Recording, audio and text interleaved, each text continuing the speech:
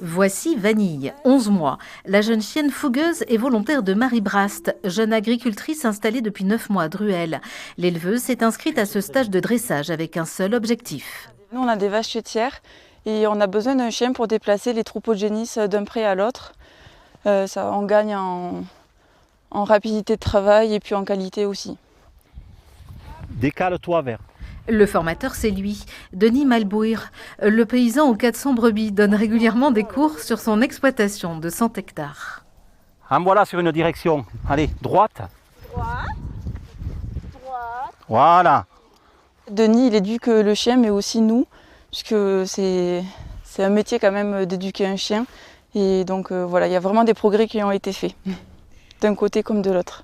Comme Marie, ils sont 5 agriculteurs à suivre cette initiation au dressage, une 50aine par an selon l'association organisatrice. La plupart des paysans et paysannes sont propriétaires de chiens. Du coup, ils sont en demande de se former, d'éduquer, de dresser au mieux leurs chiens pour les utiliser sur la ferme en fait.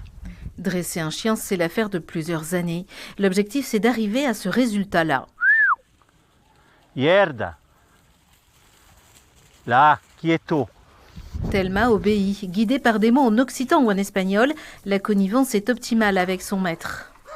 C'est pas par la force qu'on arrive au dressage, hein. C'est de la douceur et moi j'essaie de travailler toujours dans le positif, quoi. Donc les ordres, je les donne une fois que le chien part sur la gauche au départ, je lui dis gauche.